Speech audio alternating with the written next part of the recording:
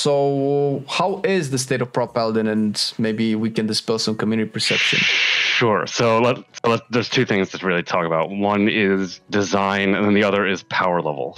For the first time ever, we will have a live recorded discussion on Prot Paladin with Lincoln, which is the theory crafter from the Hammer of Wrath Discord. He writes the Wowhead guide. I don't know if you write the Icy Veins as well? No, that's Panthea. Oh, that's Panthea. Okay. Yeah. So you might have heard Lincoln in our previous podcast for Prot Paladin. Now we're just gonna have a live free discussion about all the upcoming Prot Paladin changes, the current state of Prot Paladin, and dive in as deep as the time allows and see exactly how the spec rolls. How you doing, my man? I'm doing great. It's like I said, it's great to be here. I always enjoyed, chatting with you. Obviously, other shows do similar, like other streamers do similar content. They do not get the insider info because they don't have me on the show. So you guys will get the insider info. Exclusive breaking news here. Breaking news exclusive. I love it. I love it. I appreciate it. Well, I've always been obviously a fan of tanking and Prot Paladin specifically. And if we're going to go in, like, I don't know exactly how you want to approach the topic. So I think we were going to talk about the changes and also the state. So maybe talk about the state first. Maybe we'll have like a more logical sense, and then go into the changes and what they mean and what they could do for Prot Paladin. Since that works for me, so I'm cool with that. Sweet. So first of all, testing every Paladin spec in the beta and coming into live, I'm not a big fan of the class tree, and I know there's a lot of things changed for Paladin. I think Paladin is definitely the most addressed class in 10.07 across all specs, specifically red the most, but also protection as well. And I was on the fence, first of all, with a couple of the Prot Paladin changes coming to Dragonflight. I don't mind too much that Adventure Shield doesn't generate holy power, which we've said so before. It's just a muscle memory that I need to retrain myself into, which I guess that's fine. We have a couple of changes. You get a lot of holy power anyway from a lot of stuff, like double holy power from judgments and things like that. And I'm not sure how to feel about stuff like Barricade of Faith, where you get % block chance, at least on live now. And you have parry as well, which is something that I'm also on the fence with, because as far as I'm concerned, whenever there's a percentage to mitigate stuff that you might or may not rely on, is not always obviously reliable. So this is kind of like my main gripes with the design of Protection Paladin, which maybe they're offset. Maybe you'll prove me wrong, or tell me where my assessment is. But that's kind of how I feel about it. So how is the state of Prot Paladin, and maybe we can dispel some community perception? Sure. So there's two things to really talk about. One is design, and then the other is power level. So I think power level is probably the easier one to talk about, because like people can just look at like logs or Raider.io or whatever and see the spec, like, hey, like we were talking about it like literally before we started. Andy is pushing, he's like literally number 1 on Paladin, number 1 on Warrior, and he's doing world first keys on Paladin, right? So power level, the spec is fine. Defensively, the spec is fine. In terms of like what the spec is capable of, it's definitely like super competitive and super, does really well in high level content. And then talking like specifically, you can separate like Mythic Plus and the raid, and the spec wasn't that great in the raid this tier, and a lot of that has to do with how the raid mechanically worked. There's just so many knockbacks and so many pushes, and Paladin is just not good in those situations. Like playing a Paladin versus like a DK on Razageth or Dathia, it is a different universe. Like I'm progging Razageth now, and my co-tank is a DK, and he literally can AFK in the first phase, but I cannot. I can't AFK in the first phase. I actually have to pay attention to the wins. Like I actually have to do the mechanic. So just a quick chip in. Does this have to do with the fact that you want to be in Consecration a lot? Because obviously it has DR. And if that's the case, how big is being in Consecration now as opposed to Shadowlands? It's still pretty important. It's still like 15% DR, 15 to 20% damage reduction. But the issue is that I cannot. So the pushbacks, like I have to use immunities on pushbacks. Like, like like in a previous raid, it's like, hey, I can use spell warding for this mechanic. I can use bubble for this mechanic. No. I have to use bubble because of the wins. I have to commit immunities to pushbacks. And that kind of like It changes how my cooldown rotation is. It changes like how I can, like especially like intermission of Razageth. Like because I'm committing Divine Shield to a specific wins, I can't use Bubble Taunt. Like, and aggro in the intermission is a big issue. Like not just for Paladin but for all tanks, right? So it changes just. It's not just the like I'm out of consecration. It's the fact that I literally cannot counter the pushback without using an immunity. While like a Death Knight can just press Death Advance, a Warrior can charge, and that's specific to the raid. That has nothing to do with like if you were doing like a raid tier list and like a Mythic Plus tier list, and we're talking power level still, right? Like Paladin's probably like 3rd or 4th on the raid tier list, but you could argue they're 1st on the Mythic Plus tier list. They're like 1A, 1B, like with Prot Warrior. But they're definitely better in Mythic Plus. So in terms of power level, I think they're fine. They're very strong defensively, lots of utility, you know, lots of different power through very high block, very high parry, you know, high passive armor. Then the other part is the aspect is design, and like how does the spec feel to play psychologically? How is the rotation connected? How is all of that stuff, you know, like basically like how does the flow work, right? And the flow is still fundamentally flawed. Like that part has not changed since the last time we talked, you know, last fall. And that is still because they took Holy Power off of Enter Shield in an effort to control Shield of the Righteous uptime, but they didn't actually control Shield of the Righteous uptime. And they sort of, and this is something that like Blizzard has like admitted to me like a little bit off the record, is that they designed this spec they designed themselves into a corner, basically saying, hey, we're not going to do any resource gen. We want to like by resource gen is like there are no, other than like Sanctified Wrath, there are no holy power generating talents for Prot Paladin. Like if you look at Ret, they're literally all over the place. If you look at Holy, they're all over the place. They have talents that actually generate extra holy power. Outside of Sanctified Wrath, Prot has nothing, and that is by design because they want to control Shield of the Righteous uptime. But because they closed off that design space, that's like a whole set of talents that they literally cannot do. So they sort of designed themselves into this corner that just didn't work, and they are thinking through like how to address that in the next expansion. So Prot will change again in the next expansion. They will be changing Shield of the Righteous. They will be changing the holy power economy again, and what that actually is. And we talked about like what the potential thing is last time, right? Like they could go full BFA and just get rid of it, or they could just double down on holy power and say, okay, here instead of just 2 spenders, right? Because you have to think about like Prot with Seraphim removed. Prot has 2 spenders. One is Shield of the Righteous. The other is War of Glory. Like double down on it. Add more spenders. Add like if you look at like Rage on Prot Warrior, they have Shield Block, they have Ignore Pain, but they also have Revenge. They have Execute. They have like 3 or 4 or 5 different buttons that spend Rage where it's like, hey, you can kind of like min max or whatever, and kind of like it's an actual resource system. Holy Power is not like a resource system. It's literally you press Shield of the Righteous, and that's literally it. It's literally a 1 button thing. It's like a 1-trick pony. So they could go either way. I think they're going to double down on it and just add more spenders. Like what if Templar's Verdict was on the spec and it just did like 3 times the damage of Shield of the Righteous, or Divine Storm. So it's like thinking about stuff like that and thinking about like just doubling down on the holy power system. I think is definitely going to be the future. But in terms of power level, so just a TLDR, power level, the spec is doing really well. Like that's just proven in the data. Maybe it's not as popular as as like other specs, and that's definitely true. But in terms of the design, it's still pretty dog.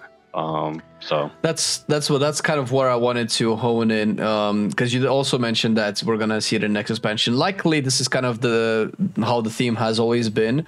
Whenever they're looking to work harder on changing a spec, either to like completely rework it or change how it functions, they usually do it on expansion by expansion basis. But we're already seeing the changes with Red being so major, which is, I mean, you can probably safely assume that Red is getting a full rework. Its talent tree is the talent tree is completely changing. and it's not like a super removed spec. It's right within the Paladin class, and probably because of that, but maybe not just because of that, the class talents are also being changed. So is it really safe to assume that we're only going to see this in, I don't know, 11.0? Can we not maybe see it a little bit earlier? Maybe not like a full rework, but at least some of the changes that are being addressed may be a little bit more radical, since Red is getting not only new talents but new abilities as well, or at least old abilities are coming back in some way or one way or another. So maybe, I mean, maybe it's the copium saying, but I'm kind of hoping that, you know, Prot Paladin is addressed a little bit more. And maybe we can go into the changes. So I don't think it's going to get changed. And the reason I don't think it's going to get changed is the change for Prot is going to be bigger than the change that's going on for Red. So to put like the Ret change, like my opinion on the Ret changes in context is that, and Bolus will probably get into this when you talk to him, Ret got totally jacked this tier. Like Ret is the worst melee. Their talent tree is terrible. Their damage is very good, but they literally bring nothing to the raid and to Mythic Plus. They are one of the worst specs that's been in the game in a very long time. So for them to be like totally redesigned now, I think is totally logical. Because like imagine being in like Ret prison for the next 2 years until 11.0. Like that would be absolutely horrible. And it's also Blizzard admitting that they made a very big mistake with Ret, and I think they know they did that. So I don't know. Like they've made a mistake with Prot, but the change to Prot's can be huge. Like imagine a universe where Shield of Righteous does no damage, is on a cooldown, and only gives armor. Right. That's a very big change, and your only holy power damage is through like another button like Divine Storm or Templar's Verdict. Like that would actually be, that's like so insanely huge, because that just changes absolutely how the spec is absolutely played. I think Red is going to play very similar in terms of they're going to have like Builder Spender and Templar's Verdict. Like those things, the fundamentals of Red are not changing. The execution is definitely changing, but the fundamentals of Prot will absolutely change, and I think that is why it's probably going to be held off until the next expansion. It also could be like a time issue, like, right, hey, if we dedicate all this time to Paladin, to another Paladin spec, then like that's probably less time the team has to work on like other specs that probably need help. Like I would argue like Survival Hunter or some of these other specs that are less played. Like Survival Hunter is probably in the same boat as Ret Paladin. Yes. So like probably they need help too. Like I wouldn't be surprised if they get a redesign also. So.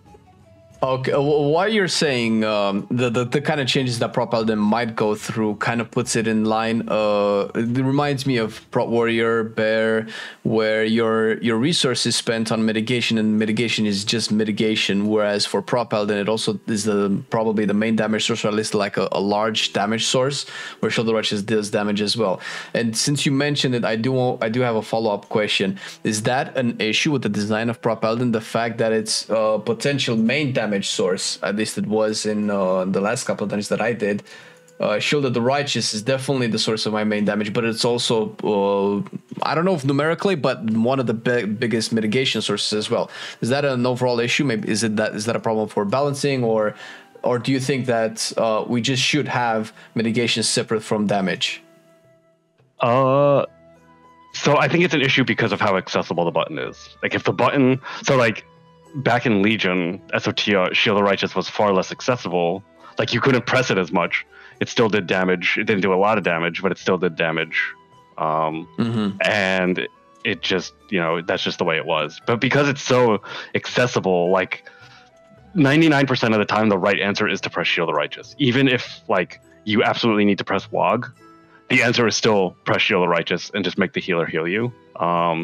I don't know if that's necessarily like, you can't really have a resource system that says like, hey, you can spend 3 holy power on this button or that button, and 99% of the time it's always button A. Like it reminds you a lot of like Legion, like Brewmaster, where like the right answer, where Purify and in Iron Skin Brew, they share charges, right? Like you had 3 charges of each, and you could press Iron Skin or Purify, and the right answer was always to press Iron Skin, like no matter what.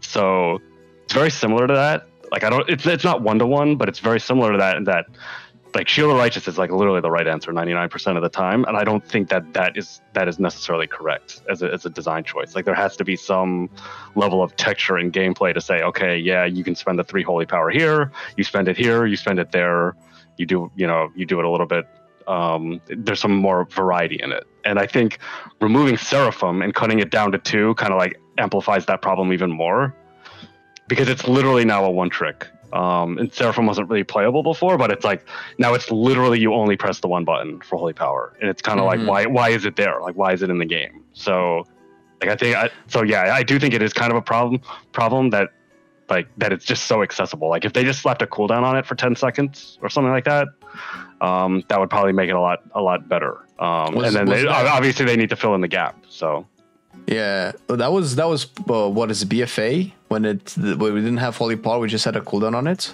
Yeah, it had recharge time, so like it had 3 charges and then it just recharged continuously. Yeah, but if they do that, because I'm thinking, right, if they make it so that you have multiple choices of spending your resource, and one of them is Shielded Righteous, which is going to be potentially maybe only mitigation, and then we have potentially a DPS one and so on and so forth, since you're taking away the power of the global, right? Because in one global we would also mitigate but also deal damage and or pick up aggro and AoE.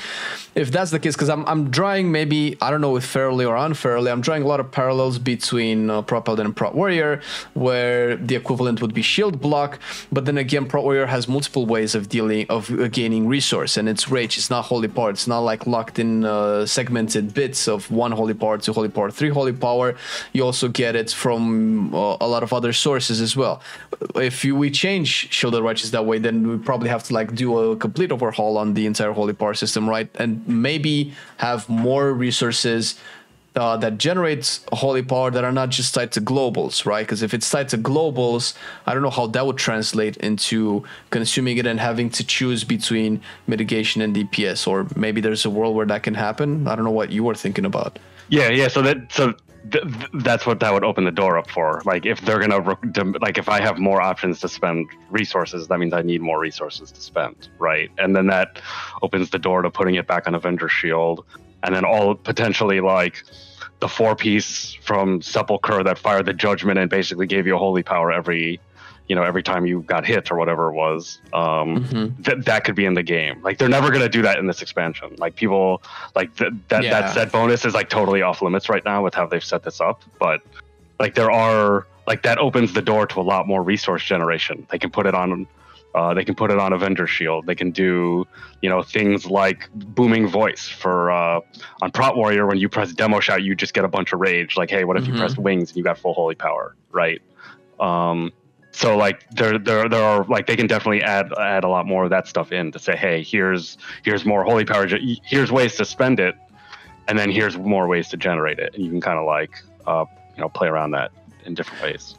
In this sense, isn't Prot Paladin the only tank that has a resource system like this where, I don't know how to call it, it's not necessarily restrictive, but you generate it like in bits, right? Like combo points. It's basically the only tank that has its main resources as a combo point. Blood Decay has Runic Power, Warrior Bears have Rage. I guess Brewmaster has some form of charges, right? You have they have purified charges, and then Celestial is on a hard cooldown. So maybe I don't know in what way Prot Paladin can translate if it's going to keep Holy Power. Maybe Holy Power just doesn't have a lot of flexibility in its design and how you use it, because it feels very restrictive in what you can do with it. Maybe from my point of view, maybe you see it differently. I don't see that differently. I think Holy Power is very restrictive. You can only have up to 5, and you generate them in basically 1 at a time, right? So it's like it is 100% combo. It's more Rogue combo point than it is Prot Warrior Rage. But yeah, even if I compare this to Rogue still has ways to spend combo points that are beyond just Eviscerate or or Envenom or whatever they have. I haven't played Rogue in a while. So they have Slice and Dice, and they have Rupture, and they have different things that they can spend. Pistol Shot. They have different buttons on there that spend combo points, and that they can have gameplay around those. It's very hard. Prot Paladin is just not set up for any of that because they just don't have the buttons. So would that ever be something that we can do? I mean, I know it's the closest comparison that we can have, but also because this is something that always defaults to me. Rogue just has to do damage. Prot Paladin has to do damage and do mitigation. So maybe if there's ever a world where the resource can only be spent on one or the other at a time, it would have to be a world where it's similar to a Prot Warrior, where the resource generation is not necessarily tied to the globals that you cast towards it, or at least maybe the mitigation can last a decent amount of time where you don't feel like you have to press it again, so that the next resource can be spent on something else, maybe.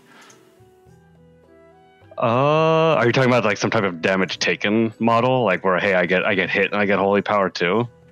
Well, that's also on Prot Warrior. Also, they get rage from that too. So yeah. Well, that's what I mean, because the comparison that we had was with Rogue, and Rogues have different ways of spending combo points, but they're all finishers, and they all kind of work towards building a bigger throughput, bigger damage output, right?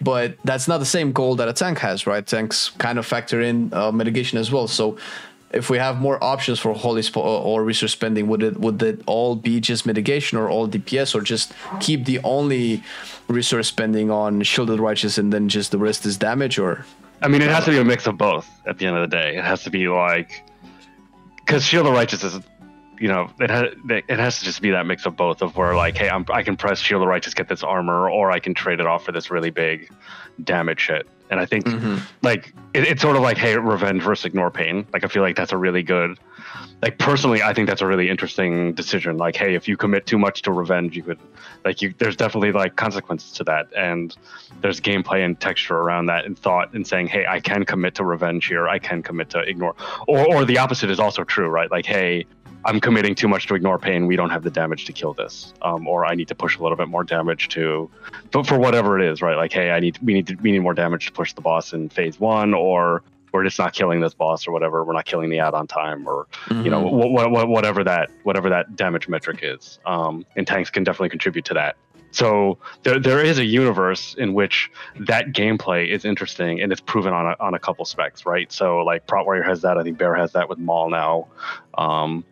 So if they added in a situation where it's like, I can press Templar's Verdict or Divine Storm for big damage, or I can press Shielded Righteous for armor, you know, that could be a lot more interesting, and that's going to make the spec potentially a lot more punishing, just simply because of how it generates holy power, and that's probably a separate issue. Like, I'm not sure how Blizzard's going to address that, but yeah, I do think there is. I definitely think there is a universe where it's like, hey, you can have that trade-off and have it have texture and have value. So. Well, that all of it will just end up tying into what the redesign or rework will be. So I guess it's nice to speculate, but we're kind of like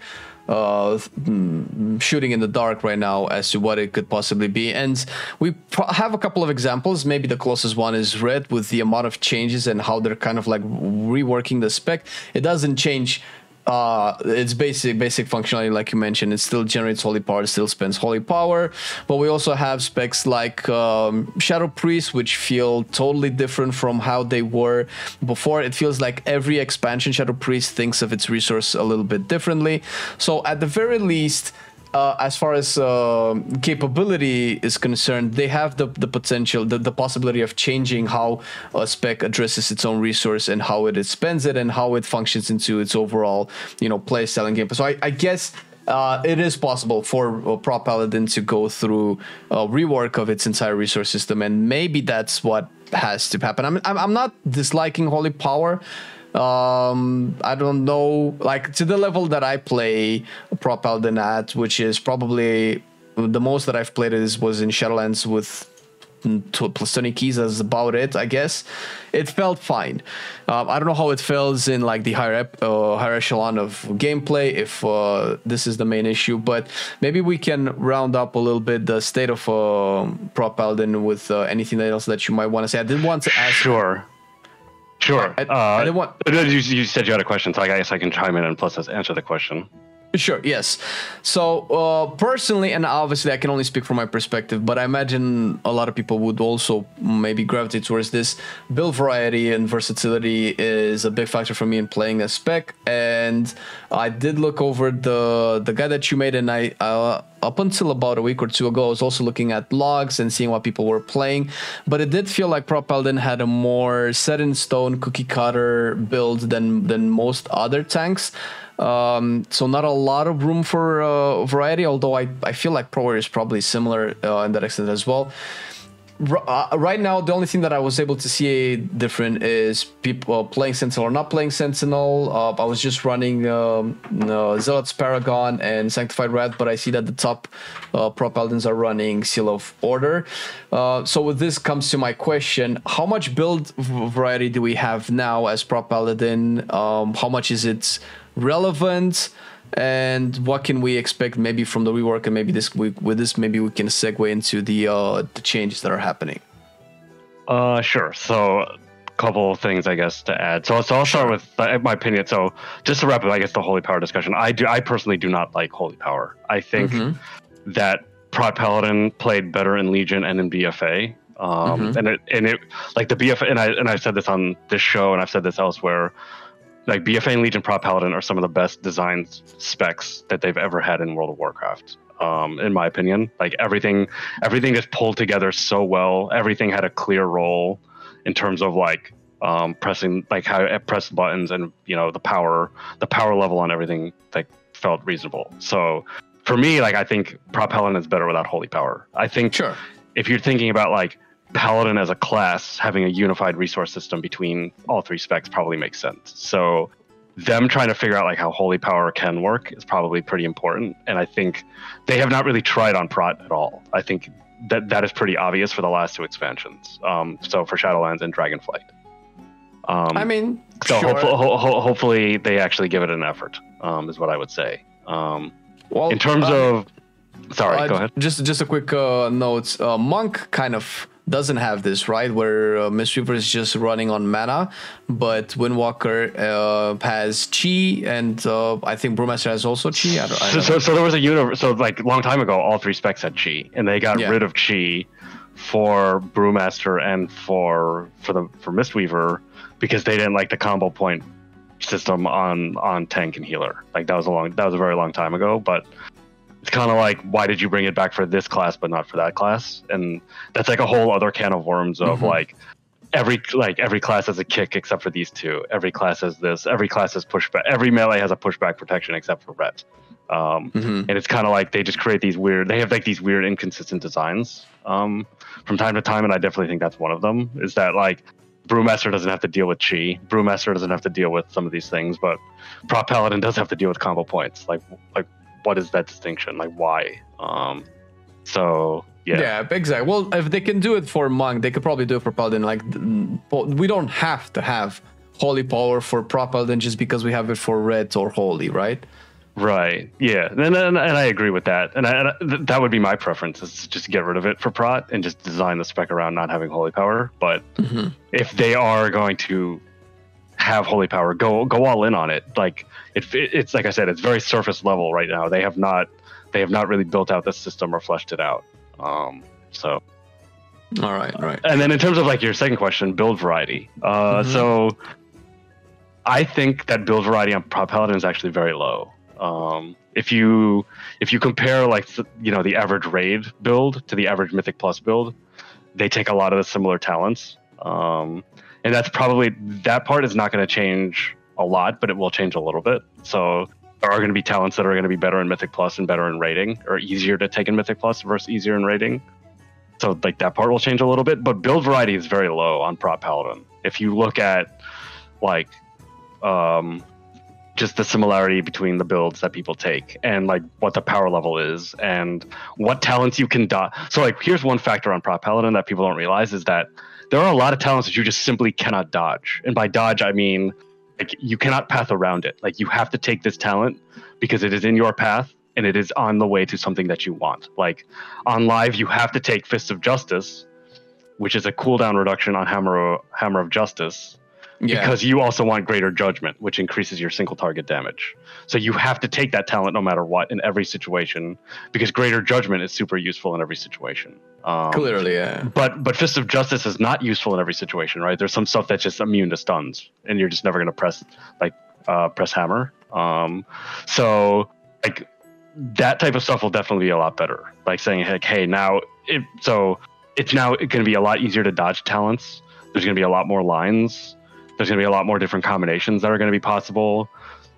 They've also done a tuning pass on some talents. So it's like, hey, this talent that was accessible, now you can actually kind of pick it. And we can talk about like some of those in more specifics. Sure. So like build variety, and I talked a little bit this on Wowhead. I think this is probably the biggest change, is that build variety is actually going to go up. Like you're going to have a lot more variety of builds, and eventually there will be a meta build, right? Like, hey, Andy's going to figure out like, hey, this is the best build for Temple on the 29 or whatever he's going to figure out. But like the process of getting there is going to be a lot longer. And especially in more the average level, you're going to see a lot more different builds because people are going to potentially play what they prefer, and I think that's generally better for the game. So I think the build variety is going to go up. Build combinations or possibilities are going to go up, and it's just going to be better overall. So. Yeah, so they've addressed this with the overall talent system, and although some people don't like this example, I do like this example in the sense of variety, which is Guardian Druid, where although it has its own faults, it does have a lot of potential builds. It's still not perfect, it has some issues, but you can build your Guardian Druid in 3 or 4 different ways, and they all play slightly different, or if not, they'll have different types of results, either more arcane damage or more physical damage or bleed damage or anything like that, or different kind of. By the way, Pumps would disagree with you on the variety element. Pumps was very angry of like what they did with the and I don't know if you've talked to him lately, but yeah, he was not very happy with what they did with Guardian Druid. So I've been DMing Pumps every now and again, and I've read his article. I'm not saying it's perfect, I'm not saying it's ideal, but as at an average level, you can play Bear in multiple ways. Not all of them are ideal, not all of them are equally balanced, and it's not. Bear has plenty of issues, but what I meant is, as a concept, they can definitely do it with this version of the talent systems, and addressing what probably they're addressing right now going into 10.07 is changing a lot of the nodes, and at least like some of the big ones in the middle where we have Eye of Tyr and everything, the pathing is definitely changed. So they've changed in not just Bear, but they've changed for other specs as well, how the pathing works. One of the best examples is probably what they did to Balance Druid, where they gave them the Solar Beam by default, which was a big problem in how Balance Druid build their talents, because you kind of have to take it, and if you take it, you're locked in some other options that you might not want. And it sounds like it's a similar issue with stuff like Fist of Justice.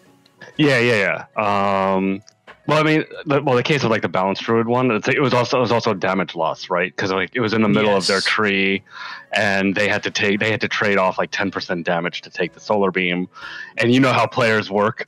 They care about meters. They care about the length of the bar, right? Like my bar is bigger than your bar. So like that was one of the problems with Solar Beam, and that was actually a really good change. Blizzard moving it up and making it a lot harder to dodge. So like every Balanced Druid has it, and it's less of a damage loss. So, so in that case, in the case of like Fist of Justice, like it's like this thing that's optional, that's only useful, say like half the time or less, and I have to take it. I have no other choice, because this power choice that I want, that's always useful, is locked behind that. So yeah, that is going to be a lot better. And I think that, some of the comparisons, to Bear, what they've done with Bear, I personally think the Bear tree is a lot better just structurally.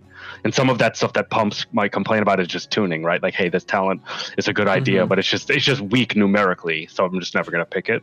And that's super easy to fix, right? Because the structure of the tree is a lot better. So not like a worse example, but still a much better example than Prot Paladin would probably be Shadow Priest. I go back to Shadow Priest again, where you start you build your spec with, I don't know what you take first, I think Devouring Plague. You get 1 or 2 DPS abilities, and then you have a complete row of just utility / defenses that you cannot go through. You have to pick some of it. I don't know if this is ideal, but it's definitely better to not make the choice between damage and utility, where you just have to pick some utility to go through, and then we get to choose what utility we go through. We can either choose Fist of Justice if for some reason, whatever reason we want that, or pick something like, I don't know, Turn Evil. I'm looking at the new talent tree for the PTR. Maybe we can go into the changes as well. So I definitely see some improvements, at least on the first rows, and maybe you can tell me what I should really be happy about, because I'm seeing a lot of things being moved, like Holy Shield is a little bit earlier, and so on and so forth. And I'll just let you talk. Sure. So I'll give my high level impression. I think so. They just did a build on PTR on Thursday, and I don't think that. So in terms of the class tree, I actually think that made the class tree worse, in my opinion. For a couple reasons. One is that they locked. So one is that they changed a little bit of the structure in terms of the utility that you can grab, right? So like they moved Blinding Light down and they locked it behind 2 points in Fist of Justice or Cleanse, right? So like, hey, I gotta pick up one of these two potentially useless talents. Like Blinding Light is always useful, like, right? Like, hey, it's useful in Raid, it's useful in Mythic Plus. Like Blinding Light is a talent you probably want all the time. And now that it's locked behind Cleanse, and there are literally dungeons you do not want Cleanse in. Like you do not want Cleanse in Ruby Life Pool. You don't want it in like Azure Vault. You don't need Cleanse, and so on and so forth. So it's kind of like, hey, I have to pick potentially Cleanse, and Cleanse is a 1-point talent, so it's like definitely cheaper to get Blinding Light. And if I didn't want Cleanse or Blinding Light or what have you, if I didn't want Cleanse, then I could have picked up Obduracy or picked up one of these other talents. And this is in the version of the tree that was earlier early on the PTR beforehand. So what I think is that they kind of like they kind of do exactly what they do on live, is that the generic choices are not accessible enough. Like Obduracy is not accessible enough. Like Ret Aura is generally not accessible enough. And that is a problem. I think generic choices need to be way more accessible, and non-generic choices need to be less accessible. So that means that Fist of Justice and Blinding Light, the swap is not good. I don't agree with that swap at all. I don't agree with swapping Turn Evil and Obduracy. Like I think like those choices, like I don't think that really hit the mark. I think because it definitely happens on live that you get into a situation of like, because you have to spend 8 points, right, to advance the tree. So like, I can get into a situation where I'm on like Diurna Mythic, and I'm trying to figure out what my build is, and I can choose between Freedom, which is useless. I can choose between Blinding Light, which is useless because the ad mobs are immune, or I pick Fist of Justice or whatever, and those mobs are immune, right? Or Cleanse, and there's nothing to cleanse, right? So I'm literally picking 4 useless talents, but I can't access Obduracy because it's locked behind Freedom. And I can't access, Red Aura or whatever. And well, I can access Red Aura. That's actually wrong. But like, hey, I'm like, there's just a bunch of stuff that's inaccessible because I can't access it, right? So I'm basically picking a useless talent to basically advance the tree, and that happens quite often on live, especially in raids, because like raid utility is different than Mythic Plus. It can be a little bit more limiting. So like that is why I don't think, in terms of the upper half of the class tree, I think it's very similar to live and how people are going to play it. So I don't think it's necessarily better. I think the lower part of the tree is definitely better for the class tree, like Sanctified Plates, and I think this is a talent that we could talk a bunch about. Is that So Sanctified Plates increased armor by 20%.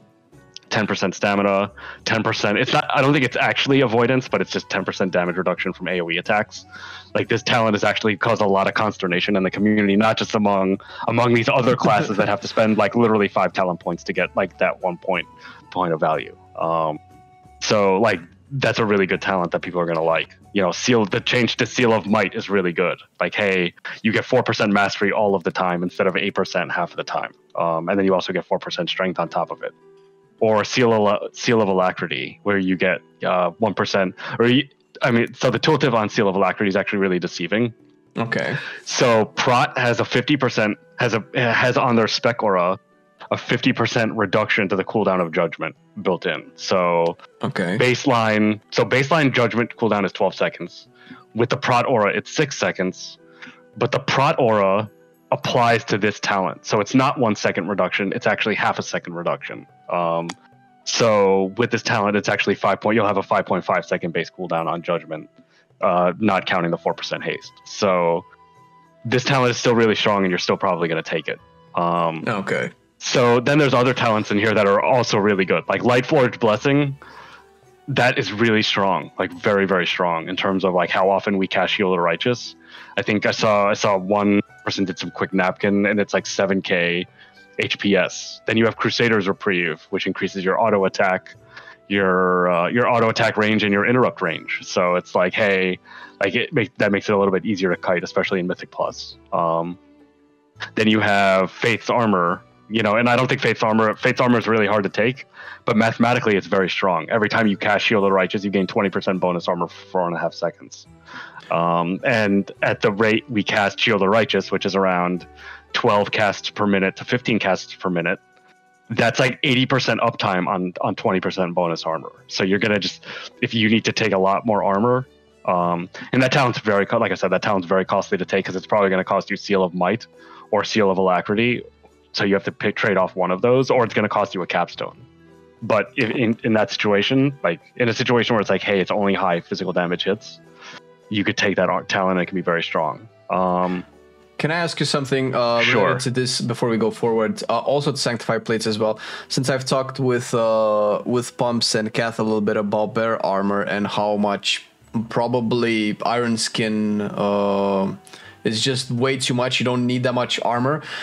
In the context of Prot Paladin and the baseline armor that Shielded Righteous gives you and the baseline armor that we have from just gear, how much do we care about all of this additional armor? 20% from Sanctified Plates, which is, I guess, is good. It sounds like the damage reduction from Area of Effect might be the coolest thing here. Plus, stamina is always great for, I would imagine, attacks that cannot be mitigated. Yeah, magic, bleed, stuff like that. And then we have 20% more from Fate's armor. And then we have whatever Shield of the Righteous gives you. How much of this is actually good? Like, how good is this in the vast sense of Prot Paladin, all of this armor? So I think the 20% on Sanctified Plates is actually very significant. And because of the reason of that is, one is it's basically passive all the time, doesn't require button press. The other thing is, like, in the difference between Prot Paladin and Bearer, especially after the Iron Fur buff, so they buffed Iron Fur in a hotfix, is that they can armor cap. Like, you can literally get to the armor cap on Bear now. Like, Prot Paladin's not necessarily close to the armor cap. So getting more armor on Prot Paladin is actually super beneficial, and it actually has value. And has more value on, Bear, or has more value on Prot Paladin than it does on Bear. So I think on Sanctified Plates is actually very significant. I think Faith's armor is probably not as significant, and the reason for that is because the value of what you're trading to get that, like, imagine having to give up Divine Resonance for that. Like, that's a lot of damage. Or Zealot's Paragon, that's like Sentinel, that's damage and Sentinel, potential Sentinel or Might uptime. Or giving up, Divine Purpose or Seal of Alacrity or Seal of Might. So, like, the relative trade-off on Faith's armor is actually really, really high. Sanctified Plates is actually significant. The talent is relatively easy to get with almost no penalty. You're going to pick it up like 100% of the time. And it's not going to armor cap you. And it also comes with the 2 other effects. So I do think the armor is valuable because you're not close to the armor cap. And when you're not close to the armor cap, any armor you gain is still important. But, like, in terms of, like, talking about those specific 2 talents, like, they have to be viewed completely differently. Like, you're not going to probably take Faith's armor. Like, despite how strong it is, like, numerically or potentially numerically, you're just not going to take it. So would it be more enticing or more, let's say, competitive if it was like a gate up? Yeah, that's the suggestion I had, is that, like, if it was a gate up on the same row and I could, like, trade off like Imp Sack or, Improved Bop. Like, sometimes I take Improved Bop if I'm taking Spell Warding, right? Or I can trade off some crowd control thing like Fist of Justice or some other point. It would be a lot more competitive, but then it could be an auto pick. And I don't know if just randomly giving Prot Paladin not just 20% armor and then another 20% armor is a good idea. Like, because we talked about the power level thing right before, right? Of, like, numerically the spec is fine. Like, hey, if they made no changes to Prot Paladin in this patch, you can be like, you know what, the spec is fine. Numerically, it's fine. Maybe it's not in the meta because of the pushback thing, but in the next raid, that's going to be different, right? Like, the next raid is going to be fundamentally, it could be more focused on immunities. It could be more focused on things that Prot Paladin is good at. So, like, that could be like a different thing. Like, there's no numerical reason to change the spec at all. So just giving them this could be it's just literally potentially overkill in some respects. It's like the rich getting richer, and yeah. So that's what I was thinking about with all of these extra armor gains. Like, how much do we actually care about this? Because Bear is the extreme example, since as far as I know, but I might be wrong, Bear could always reach armor cap in the first season of an expansion, or at the very least was the first tank that would always reach armor cap. So after a point, the Iron 4 is just like drastically has drastic diminishing returns. And I'm thinking on the Prot Warrior, the talent tree, although I'm not 100% sure, but I think the armor, gain more armor type talents is just in like one node. I don't know if it's more than one node, maybe two. First of all, from like a player's perspective, let's say the average player, like I just go into the Paladin talent trees like, oh, I have Holy Ages, gives me armor. I have Sanctified Plates, gives me armor. I have Faith's armor, gives me armor. Do I just, I'm a tank, maybe I want armor. Do I just take all of the armor talents? First of all, it just feels, in 2023, with all the cool examples of good talent trees built, it just feels bad to have at least 3 nodes so far that give you a lot of armor. First of all, it feels bad, but does it also impact actual design and maybe balance of the talent nodes? Should we just have all of the armor in 1, maybe 2 nodes? Because then we mentioned that we put Faith's armor a gate above, but then we have at least 3 nodes with armor there. It just becomes a lot of noise. Like, okay, how much armor do I want? Do I want the armor from that, or do you want the armor from that, or how does it all feel? Does it just... So I think that's fair generally to say, hey, like there's not enough variety, right? Like what if Holy Aegis was just 4% DR with 4% crit chance or something else. So I think that is a fair criticism to say like they're falling back on like saying like it can read as lazy, right? At the end of the day, to say here's just bonus. I'm just gonna give you bonus armor. When in doubt, just give bonus armor. That is a fair criticism, and I think that is totally legitimate. But if this is the setup that they're going to go with, and saying, okay, you're going to get 4% armor for Holy Aegis, and 20% from Sanctified Plates, and a potential 20% on Fate's armor when you cast Shield of the Righteous, like that's what we're given. So, and not all of it is going to be really that important. I think of those 3, Fate's armor is probably going to be the one you're going to skip. Simply because of where it is in the talent tree, and mechanically, it's not active all the time. And then you also have to think about like I said, I still think armor is valuable, but armor is not like if you think about like what actually kills a tank, at least right now in Mythic Plus, it's definitely not armor. It's like armor piercing damage is what does it. Was about to ask, which is also kind of tied to the state of the Prot Paladin, but also from a little bit of a bias of just playing Bear so far. Right. How much is physical damage a problem from Prot Paladin, as opposed to the elephant in the room always for tanks, the magical damage, and then maybe we can talk about how valuable are all of these armor nodes.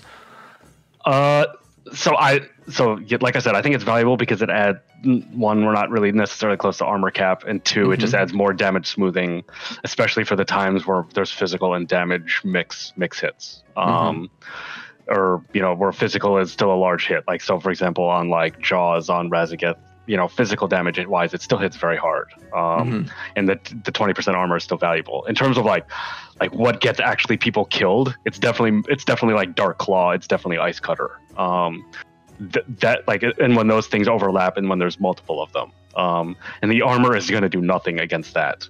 So that's why the stamina is super valuable on that talent. So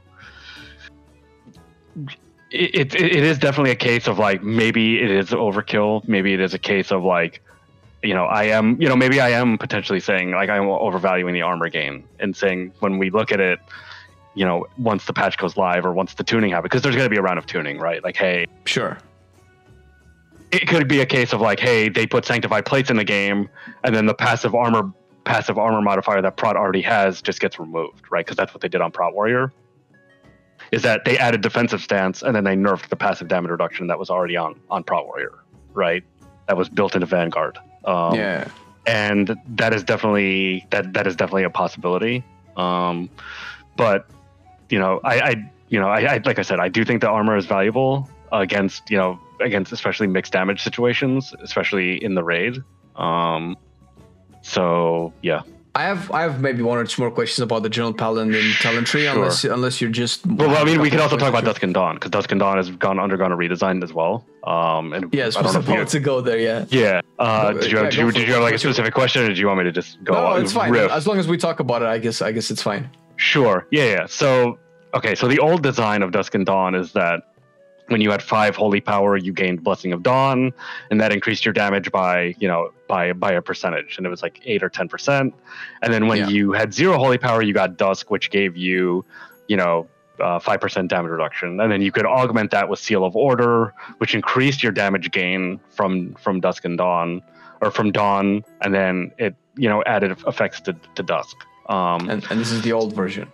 Yeah, that's the old version that's currently on live, and then they've changed it. So the way they've changed it is that when you cast 3 holy power generating abilities, so like 3 judgments, or 3, a judgment plus a blessed hammer plus a hammer of wrath, or any combination of those 3 abilities, you gain Dawn, which basically increases the damage of your next spender, damage and healing of your next spender. So increase your damage of your Shield of the Righteous, increase the healing of your next Wog by a certain percentage. In the baseline percentage, it's 20%, or it's 10%, and then with Seal of Order it's another 20%, so 30% total. And this stacks up to 2 times. And I'm not sure why it stacks, because that kind of like has like really weird holy power implications, because it's like, hey, I'm spending 6 holy power buttons, and now I've basically wasted at least one of those holy powers is at least going to be wasted, right? Because I can only hold up to 5. So I'm not really sure why it stacks, but that's probably not for me to answer. So can you even stack it?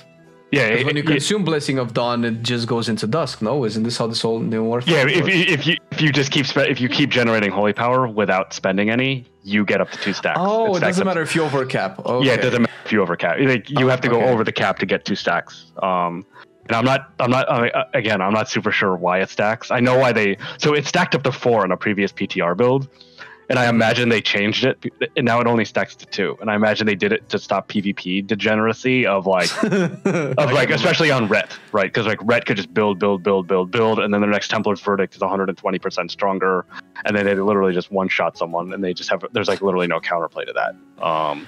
So I imagine that's why they reduced the stack, but I'm still not sure why it stacks. So okay. In terms of the change, a couple reasons why they made this change. So one is they wanted to address the problem for Ret. So one of the problems that they saw with Ret is that they had all of these short-term damage buffs. So like Dawn and Seal of Aspirations of Divinity, and they have all these little short-term damage buffs that like Ret had to min-max and play around, and Dawn was definitely one of them. And you could say, oh, it was super easy, but it's like one of these compounding problems of like, hey, I have all of these things that I need to keep up at all of the same time, and the management of them can be overwhelming.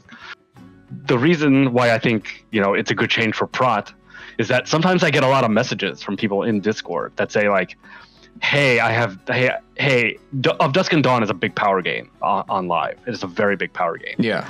And there's this conflict of, hey, I have 4 holy power, but I need Shield of the Righteous to spend to get up. But then I have to use a global on, to build holy power up. Do I delay? But I need this, but I need my mitigation up to live, right? So it's kind of like, it creates this really weird, like, conflict between like how you manage your holy power, between maintaining this damage buff, which is very strong, and spending your holy power in a specific way. And it led to some like very unnatural interactions, and the way people spend and the way people build, right? Like you weren't like it was something you were playing around too much, and I think that changing that is probably for the best. Like now it's going to happen a lot more naturally. Like now you don't even need to worry about how much holy power you have. It's like, hey, I have Dawn, I can spend Dawn, I can just do Dusk, and Dusk is not going to be 100% uptime, and Dawn is definitely not going to be 100% uptime. Like they're just going to happen as you play the game.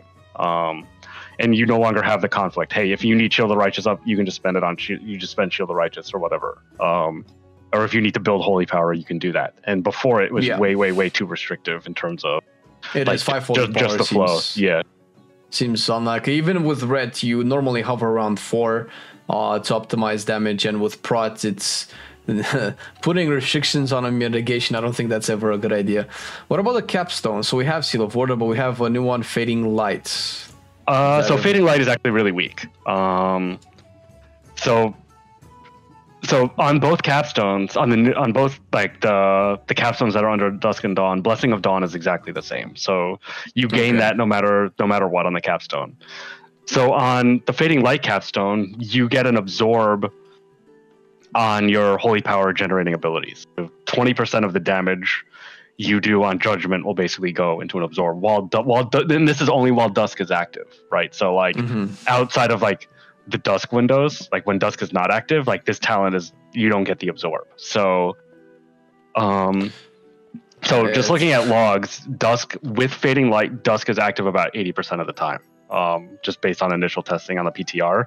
So 80% of the time, you'll get 20% absorb from, say, Judgment, Hammer of Wrath, Blessed Hammer, and I don't know if Divine Toll is going to count. Divine Toll is technically a holy power generator for Prot and for Ret and for Holy.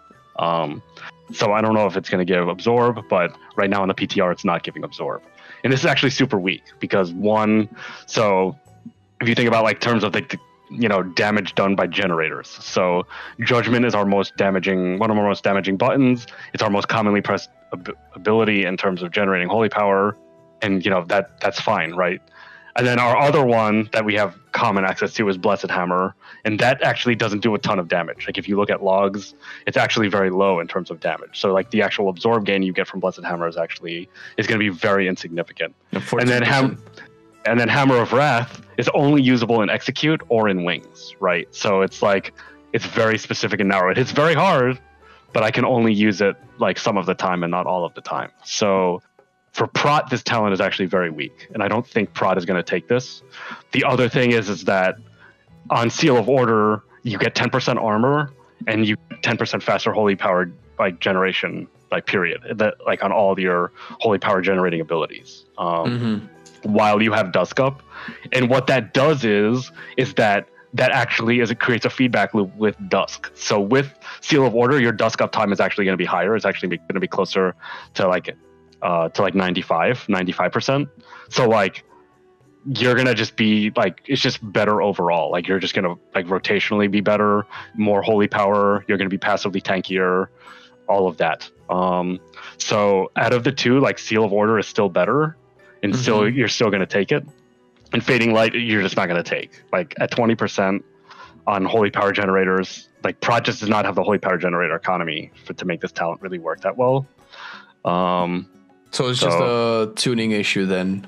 I think it is a tuning issue. I think for Prot, I think it needs to be 50 or 60%, to be even to be even in the ballpark, to be taken, because you're just not going to get the absorb. It's just not going to be impactful enough compared to the other talent.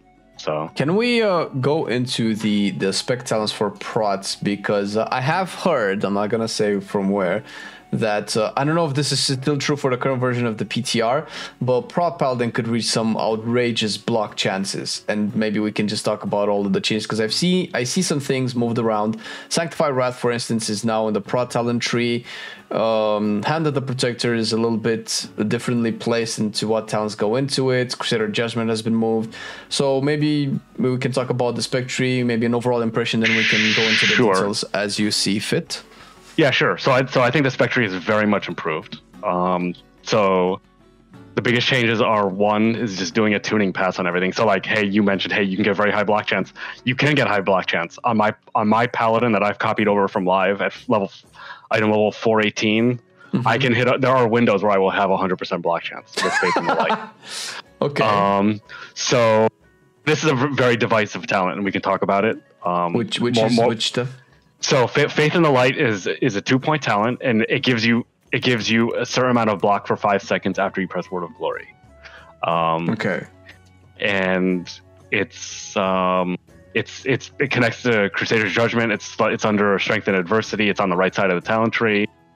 And this talent is actually super divisive because a lot of people think it's bait, and some people think it's super valuable. And I think those different opinions are kind of interesting. How much does it give? Because on the tooltip on Wowhead doesn't seem to change. It's 15% block on rank 1 and 30% on rank 2. Wow, 30%. Okay, 30% already gets into the numbers of you can. Yes. So and I'm sitting at baseline on my character. I have 60%. I have 58% block. This is like not in combat, so not with Fate's Barricade, and not after I use this talent. So. So yes, I can hit 100%, pretty close to 100% block with this talent plus Fate's Barricade. So that is true. Speaking generally more about the tree, I think there's a lot more flexibility. There's more talents you can dodge. So like, let's say I don't want Faith in the Light, I want something else. I can dodge that, but I can still get Crusader's Judgment. On live, I have to take Strength and Conviction to get Crusader's Judgment because that's just the way the tree is set up for pathing.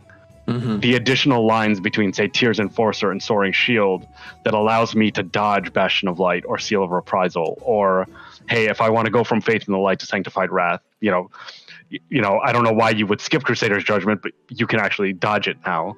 It's not a required talent. That's a good change. The extra lines at the bottom, they are much better. Like, in the first PTR build, like, when everyone was panicking, because, like, you had to take the 2 out of 2 Fate's Armor, there was a talent you had to take to get Final Stand at 2 out of 2, or you had to take 2 out of 2 Gift of Gold and Valkyr. Like, they kind of solved that by adding all these extra lines and rearranging things. They've also done some really smart swaps. So on the left side of the tree, they've made Sanctuary a little bit easier to get, and they swapped Consecrated Ground. They swapped that with the Consecrated Ground choice node, and I think that sort of like goes to what I was talking about earlier. Is like Sanctuary is a really strong power choice talent. Like, this is a talent that I might want in 99% of situations. 5% damage reduction for 1 talent point is a lot. That is a lot of damage reduction. It works on all damage types, including physical, magical, bleed, mixed damage types, whether it's half magic, half physical. Like, there's like nothing that it doesn't work on, right? But being forced to path through, like, hey, Consecrated Ground, or like the other talent that's on live, improved Lay on Hands, like, that feels really bad because it's like, hey, the snare might not be useful, or the improved, the increased range, their increased, consecration radius is not necessarily always useful. But Sanctuary is always useful. This is a talent that I always want, or that I would always want access to no matter what. So I think that's a really smart swap. I think switching, Holy Shield and Blessed Hammer, I think that's also a very smart swap, because it's like, there is a universe where, like, hey, you could opt out of either of Blessed Hammer or Hammer of the Righteous for Crusader Strike. And this is not something that people really realize, but Crusader Strike actually does more damage than both of those. So, like, you could see, like, top parses with Prot Paladin next patch where they don't take either of those talents. And they just pure single target, I would imagine. Yeah, pure single target. They can go Crusader Strike, and that makes it a little bit easier to do that while not having the defensive penalty. The Spec tree is insanely. It's so much better on live, or so much better than on live, because there's just more lines, easier to dodge talents. Talents are buffed. There's even a new talent in here that Inmost Light.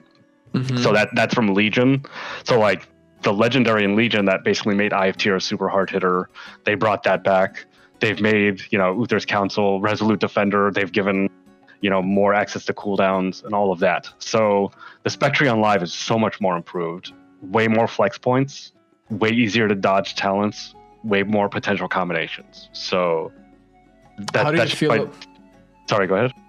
Oh, I was gonna ask, because I'm looking, and Sanctified Wrath is a 1-pointer, and is there a world where you don't want Sanctified Wrath?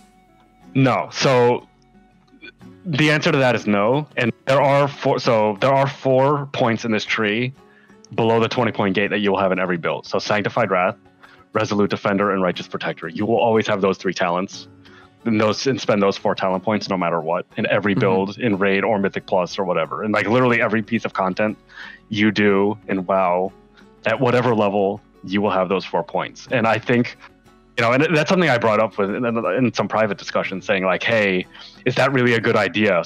Does that need to be broken up? And the response I got was like, if you look at live builds, Divine Toll is like literally 99.9% of builds. Divine Resonance, like that choice node, Divine Resonance or Quicken the invocations, is in the 99.9% of builds, right? So like that already exists somewhat on live already, right? There are talents that are quote unquote must picks that are 100% of the time going to be in every build, and that is very hard to avoid simply because of like power level, how they operate, how they functionally work with the spec, you know, damage gain, survival gain, whatever the metric is. You're always going to have talents that are 100% picks. And so is that sorry, go ahead. That's what I was about to point out, because one thing that I actually like about the live one compared to the PTR, since we've kind of played Righteous Protector almost 100% of the time, the last 2 expansions at the very least, maybe swap from it every now and again, because it wasn't a capsule, right? It was on the last row of the old talent system, probably at a choice with stuff like Final Stands. Yeah, it was on the same row as Seraphim and Final Stand. Yeah, so it was more or less of a default almost always, and having it the way it is right now on live, it's a lot. You access it a little bit earlier.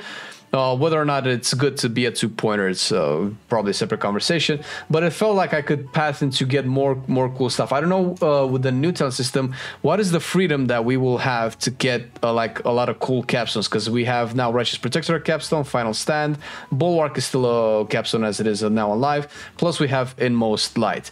So it's like I don't know, because now Uther's Council probably is a 2-pointer to offset the fact that Righteous Protector is a 1-pointer, but then Rosewood Defender is a 2-pointer, where now on live is a 1-pointer. So all of this factored in with the bottom side of the talent tree. How much freedom does it give to get all the cool stuff? Because arguably this is the coolest stuff that Prot Paladin has, at least mid and right side of the talent tree on the bottom. So definitely committing 4 points. So right now on live, you have to commit 2 points, right? So Divine Toll and Resolute, or Divine Resonance, and then you also have Righteous Protector, which also requires 1 point or 2 points as well on live. So that's also 4 points that you're also committing, and that inherently limits choices. So from that perspective, you're committing the same level of points just into a single row. And that inherently does limit your freedom. Hey, because like at the bottom you only have 10 points. Like, to think about it, like I only have 10 points really to spend below the 20-point gate, and 4 of them are going into these talents all of the time in every build, no matter what. So that leaves me 6 points that I can literally spend in anything else. I think that like freedom-wise, that's fine, right? Because potentially, like, you know, hey, I could drop, you know, Inmost Light. Like, you don't need Inmost Light in every build. You don't need Bulwark in every build. Like, you're not going to run Bulwark on every boss in the raid. You're not going to run Inmost Light on every boss, especially in raiding. You're not going to run some of these talents. Like, hey, in Mythic Plus, you might run Bulwark in every Mythic Plus key, and that's like an auto pick in Mythic Plus. But it's not an auto pick in raid, and it's not an auto pick. You know, Inmost Light is also not an auto pick. Uther's Council is actually something that's super interesting, and I think before this week, this was the hardest talent to pick in the entire talent tree. Like, it was very hard to pick this talent, but now I think moving with the change they made is that Eye of Tyr was actually on the same row as it, and then Inmost was actually a row up. So, and Inmost was required for Bulwark, so you had to pick Inmost Light to take Bulwark, and cutting that line. So, like, removing that actually added more flexibility, because now Inmost Light is now optional, technically optional, and that point could potentially go into Uther's or go into another talent point. So structurally, they've actually improved it a little bit this week, at least at the bottom, by removing some unnecessary prerequisites. Definitely an improvement. I can see that I can take like 4 capsules if I really want to. Yeah, you can take 4 capstones now if you really want to. Yeah, absolutely. Is Moment of Glory still dead? It's still a single target damage increase. So it's still gonna parse potentially very high, especially in single target. So Moment of Glory actually has a couple problems. One is that, and this is a little bit more technical, so the cooldown is reduced by 75%. That actually creates some like really weird like GCD moments for Prot Paladin.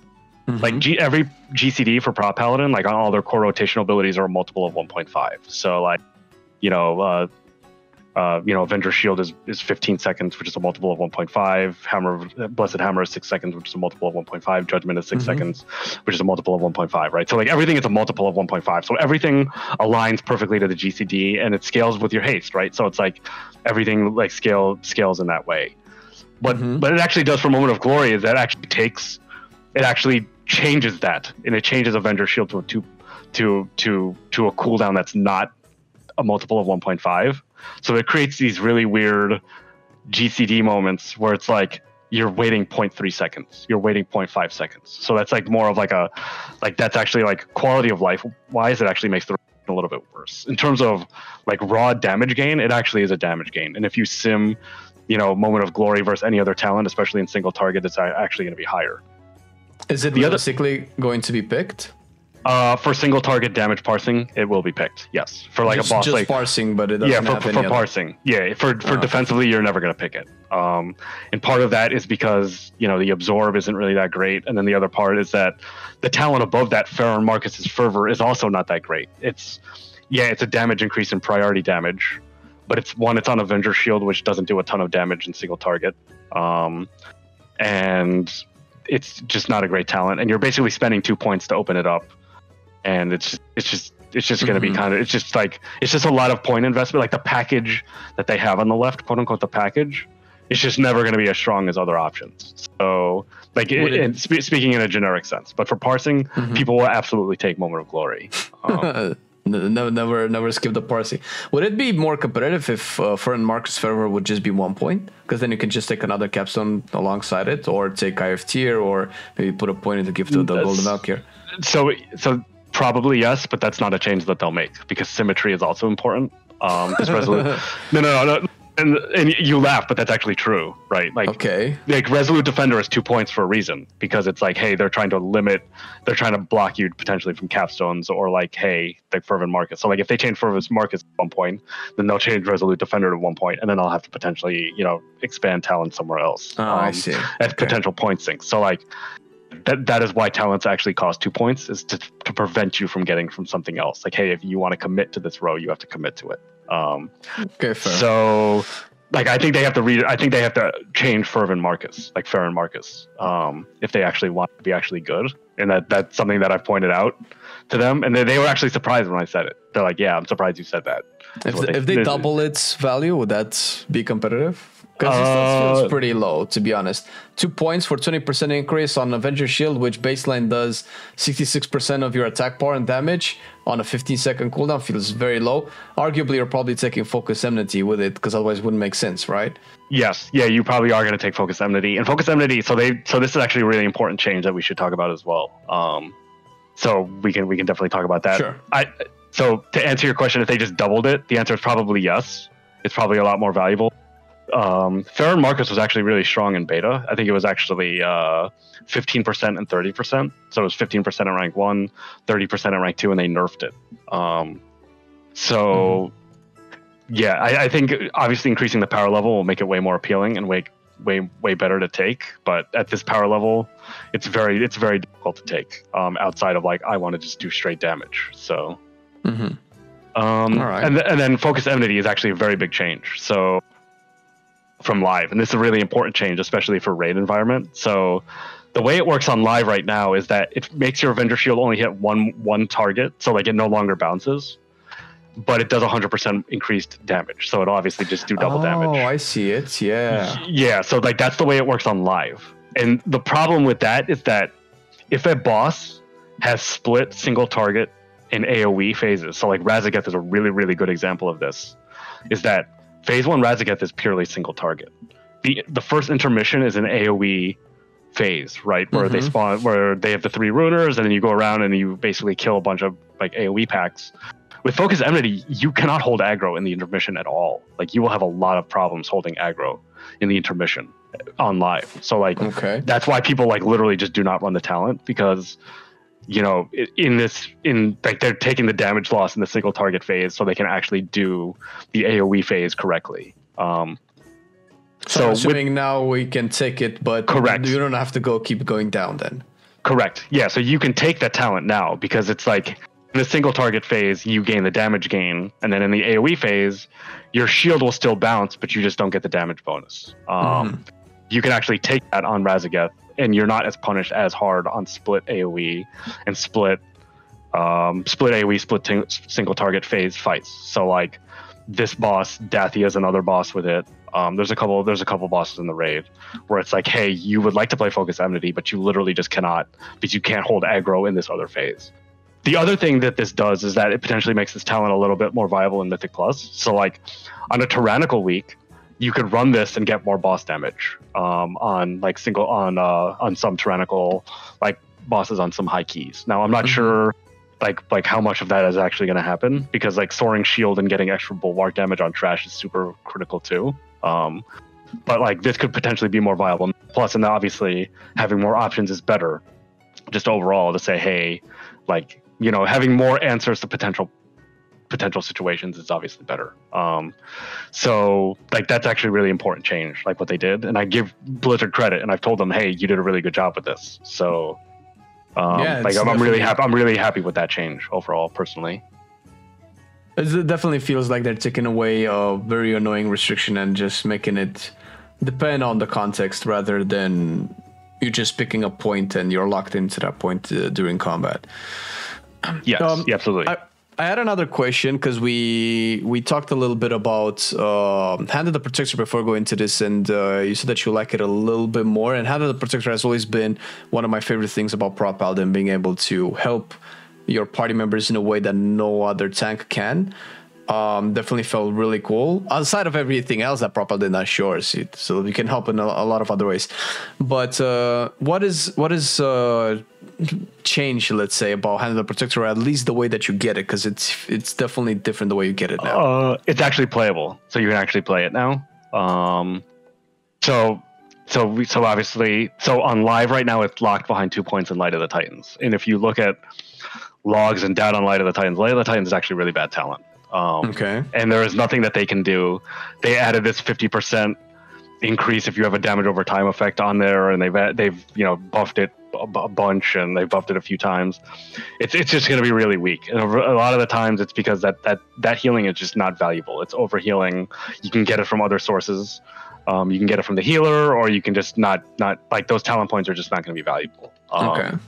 So now it's actually somewhat playable. So now it's locked. So now you can either go through Light of the Titans, get Seal of Charity, which is a new talent, or you can get 2 points in Faith of the Light and pick that up, and then get Hand of the Protector. And Faith of the Light is obviously a talent we talked about. We haven't really delved super deep into. We touched on it a little bit before, but Faith in the Light basically gives you block when you cast Wog. And one of the concerns that people have, or one of the quote unquote risks of using Holy Power to heal another player, not yourself, is that like you're trading off potential mitigation, right? Like, hey, I'm gonna lose. You're losing a cast of Shield of Righteous potentially by using Word of Holy Power and Word of Glory. And what this talent does is it kind of like offsets that by giving you just saying, okay, here's some block, right? So like it offsets the risk of actually healing another person, so you actually get some value out of those heals. You can pick that up and then pick up Hand of the Protector and still grab that. So it's definitely a lot more playable, because it's like you get this defensive bonus out of it, out of off healing, and it's a lot less risky, and Faith in the Light can be valuable on yourself, right? Like, hey, there are going to be situations like where having 100% block chance, or having access to that could be valuable too, especially on like high blockable hits that are magic. So like that come in like quick succession, or situations like that. So it's definitely a lot more playable than it was last patch, and I definitely think we're going to see a lot more people with it that are going to be using it, especially in Mythic Plus. So that's my read on it now. Is it going to be is it like auto pick like it was in like Shadowlands? Like Shadowlands, it was an auto pick. Like you always took Hand of the Protector. Is it an auto pick? The answer is no. It's going to be still situational, but there are going to be cases where you can commit a few points to grabbing it, and you can actually use it again. So, how much more value does Seal of Charity bring to the talent tree? Because you mentioned that Light of the Titans is not that great, but you still have to take it to take the new Seal of Charity. And if Light of the Titans is still pretty bad, then that means Seal of Charity is also never going to see light of day, right? So how much... So Seal of Charity, I think, is really good. Like, if you look at it, it's when you cast Wog on someone other than yourself. It's basically like another version of Faith in the Light, right? Like, hey, like you still get value out of the Wogs you cast on someone else. Problem is that it is locked behind, Light of the Titans. And I think, this is like we're talking like future patch, future expansion. I think having a choice node of Seal of Charity and Faith in the Light probably makes sense, right? Because it's like, hey, I'm casting Wog and I'm getting some value out of it. So I think having a choice node between those two in some universe actually kind of makes sense. So you would probably not pick Seal of Charity over Faith in the Light, right? I cannot see a world where you would want more value off of a 50% heal when you can just have 15% block, which is... I don't know the math on it, but it might generate more effective HP. Right? I mean, that's a tuning problem, right? Like, it could just be like it also heals you for 100. Like because Blinding Heal, for example, on Priest, which is an ability on Holy Priest, like basically healed the both players for 100%. So like they could just set it to 100%. It's just way better. Okay. So but I'm talking about like the conceptual, like, hey, you can get block or you can get some extra healing. Sure. Yeah. So like just having that choice might make sense in a future version of this talent tree, but. Like Charity, like on paper, is very good. It's very strong.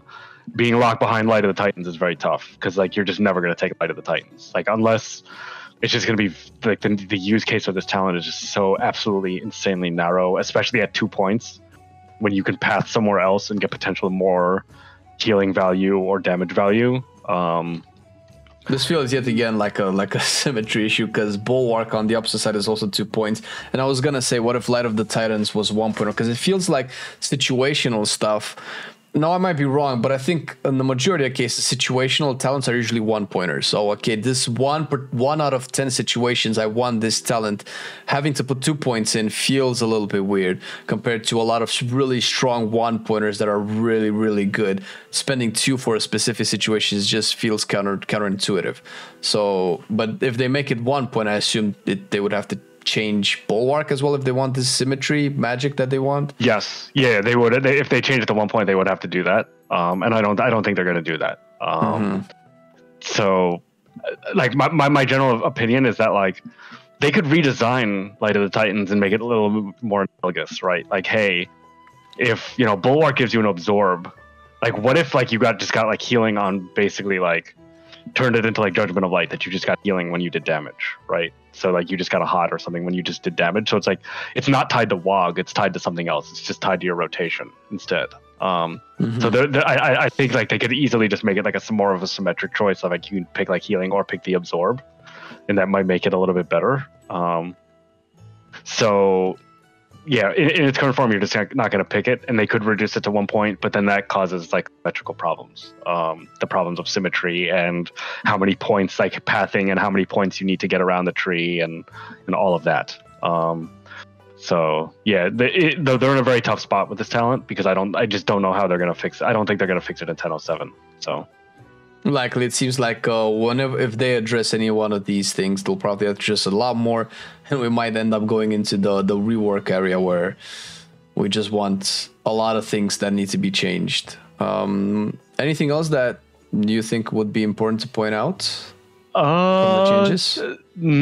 No, just I don't think so. Yeah, like I think.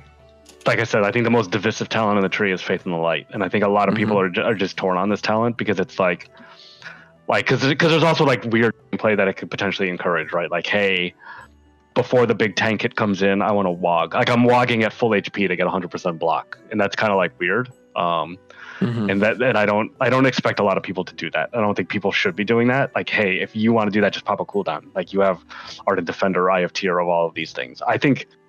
Looking numerically at logs, you're going to have probably 30% time on this talent.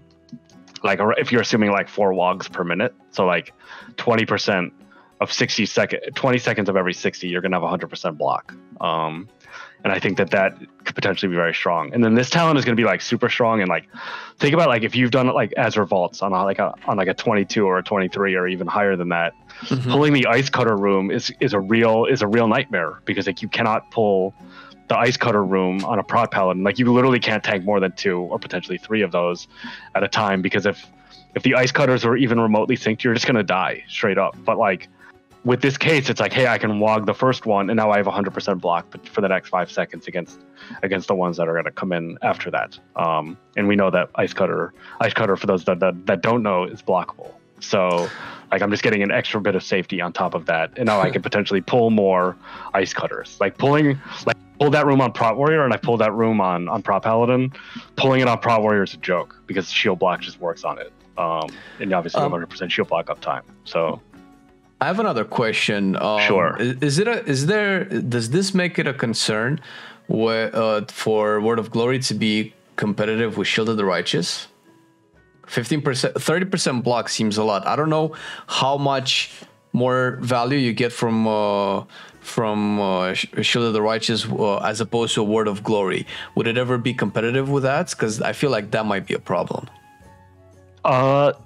So I don't know if it's necessarily a big problem per se, right? Like if you look at like say like Ruby Life Pool on the first boss, you're only pressing Shield of the Righteous when the whelps are out. Like on a high key, when you're just tanking the boss straight and there's no whelps, she's pelting you with frost damage, and Shield of the Righteous does nothing on that. So you're probably just gonna be wogging a lot in that situation. So necessarily, I don't think it's that bad to be quote unquote competitive. And I think that's something that kind of goes to the problem we had before, where maybe there's not enough situations where you're considering pressing WOG, and like, hey, people are, I don't have the chat open, but I can already feel the chat. Lincoln, WOG is on the GCD. Why am I spending a GCD on WOG? But if you're gonna die, you're gonna press the GCD on WOG. That's literally how the game is played. I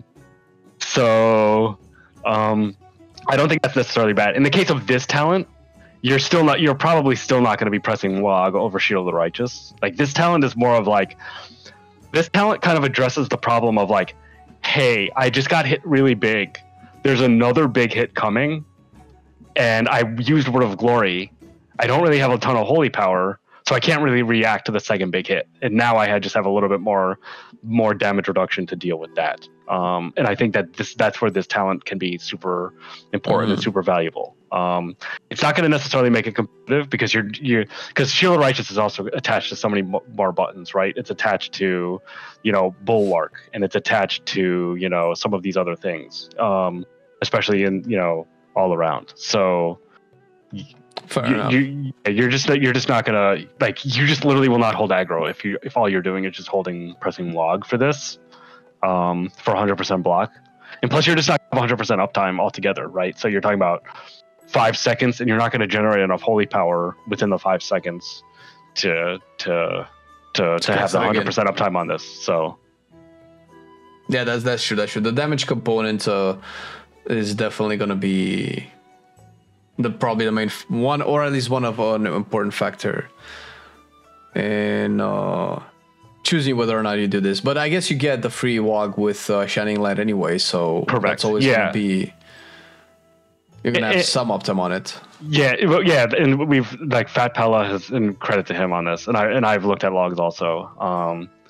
We've looked at logs of people in high keys, and they have 30 and 40% uptime on this talent, and that the equivalent block chance that basically makes this is basically going to be 10% average block. So you're not going to have 30% block all the time. You'll have windows of 100%, but on average you'll get 10% more extra block, and that's just going to make you more tankier. And I think one of the problems, I think, on the live tree, and on the tree that's on live in 10.05, is that, hey, I have this one extra point here, but there's not really a lot of great options for me to pick up. Like there's not a ton of passive DR. Like if you're going to take this talent on live, it's basically a 0 on live. Like you'd basically be throwing points away. Like if you took Faith in the Light on the live version. But like if you have like one extra point and it's like you're not super sure where to spend it, like you could throw it in Faith in the Light and still get value out of it. You could throw it into some other talents and still get value out of it. That's one of the improvements that they've made in this tree, is that like they've made it a lot like flexible to like pick,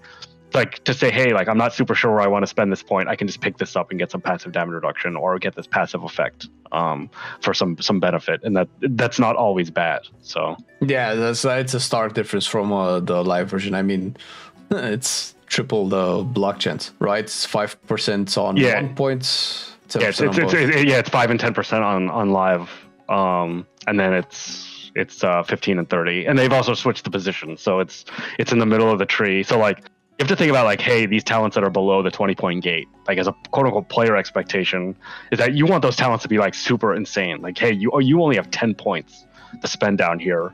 Mm-hmm. And Faith in the Light is actually in there on live, and it's actually a 0, and it's a 0, right? Like you have to like mathematically, it's a 0. It's so weak, and it's kind of like it doesn't match where it is in the tree. The power level is really low, and now the power level is reasonable, and it's in a better spot in the tree, and you're not forced necessarily into it. You can flex into it. So. Like, well, that's good. Yeah, so like that type of change, like them moving that and buffing it is like is kind of like a micro is one of the reasons why this tree is so good. It's so much better. Oh yeah, for sure. Just by looking at the pathings alone, I personally love it a lot, because so far we've had maybe a unique, or at least not as unique, but unique in a sense, a unique hand in all of the talents design.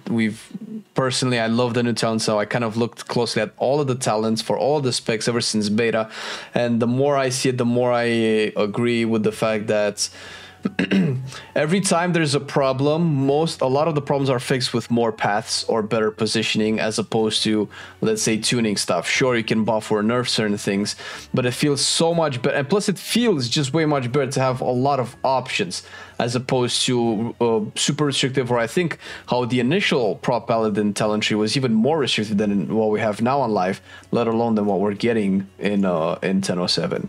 Right. Yeah. The first like if you go back and look at compare the very first talent tree, it was very restrictive. Like there were very few paths. Like there were very limited combinations and things you could put together to create a build, or to kind of overcome the challenge that's in front of you. Like this, like they have. This tree is way more in line with other spec trees, like one of the shaman spec trees, or one of them. So it's like Prot was probably the worst tank tree for a while. Now I would think it's on it's on the better end. And that is a combination of increased path and power level of some of these things. They're just just way better.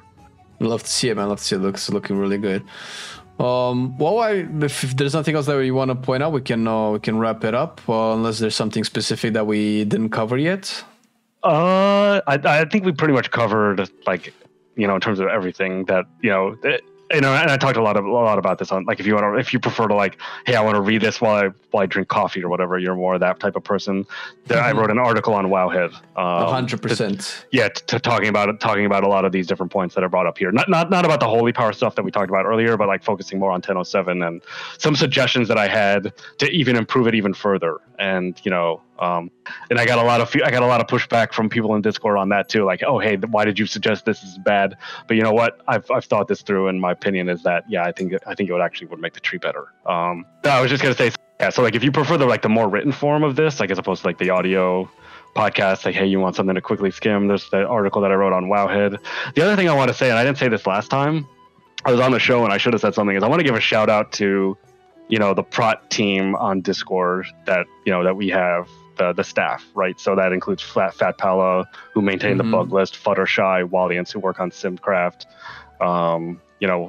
Steve, who answers questions night and day, Sessa, who's great as well. I just want to give them all a shout out, because they, like, at least on the Discord side, like, it's not all me, and it's not like I'm just one person, but like behind the scenes, there's a lot of work done on a lot of these different aspects of like theory crafting, math, Simcraft, all of that's done by a lot of people, and I just want to make sure that they are recognized as well. That I'm the one that's on the podcast, but when you go sim your Prot Paladin on raid bots, it's not because of something I'm doing; it's because of something that this other person is doing. And I just want to make sure that they can get recognized and that they get the credit that they deserve. Hell yeah, 100%. Well, definitely gonna have the article in the description of the video. And pretty much everybody should check. I mean, there's only so much that we can talk about in an online discussion, since there's always a chance that, you know, we miss something, because it's easier when you have it in writing. Can double check. It's like, oh, I missed saying this there, and it's always going to be a little bit better. And I suspect there's more class tree changes coming. Like one of the big discussion points in the community now after this week is that there's 3 talents that are unique to the ret tree that are not in Prot or Holy. They're getting Prot and Holy players like myself are giving a lot of negative feedback around that. Like, hey, maybe I want Unbound Freedom. Maybe I want punishment or whatever else there is. Like, I want access to these talents. Like, why are they getting unique crap that like doesn't that undercut the point of the class tree? So sure. Like, I feel like they're going to make even more changes specifically to the class tree. I don't think they're going to make any more changes really to the spec tree that much outside of tuning. So yeah. Well, that's amazing, man. Like it feels so good to be excited about Paladin, because it was kind of like the only class, at least for us. Obviously, this is more of a biased opinion, but in beta, it looked like it lost so much compared to what Warrior was getting, for instance, in the sense of, you know, arms and in the sense of ret and prot. And finally it's looking so much better, and I'm super happy, super stoked. I hope this brings a bunch more life into the class, and it's exciting to live in a world where all of these changes happen in a 0.7 patch. I don't know if we ever had a 0.7 patch. Not to mention what it's been a while. It's been a while since we've had something like a second minor patch between major patches. It's been a very long time with big changes. Yeah. Well, thanks for having the talk, man. It's been really fun. It's always a pleasure to talk about tanks, and all of the links for the Hammer of Wrath, for Link, and everything is going to be in the description for anybody who is interested in getting to know a lot more about Protection Paladin and Paladin in general. Shout out to Lincoln and everybody in the team for in the Hammer of Wrath Discord. Really appreciate the amount of work that you guys do, so that we nerds can just go in, click a couple of buttons, and then just instantly be able to play the spec properly. Thank you so much, man. Yeah, absolutely, and it's great to be here. And and you know, Kopi on the side. If they make more changes, you will hear from me again. So. Oh yeah, 100%. Well, I'm DMing all the time whenever there's like cool stuff that I want to hear about. Appreciate it. Thanks so much, man, and have a lovely day. All right, you too. Talk soon. Bye bye. Take it easy. Have a good one. I've been loving it then, I still love it now. Still, I play WoW. Still, I play WoW. Getting better every day, let me show you how. Cause still, I play WoW. Still, I play WoW. It's getting harder to stay, but at the end of the day, it's a guilty pleasure, so just log in and play. Whether it's classical retail, I'ma do a /bow. Still, I play WoW.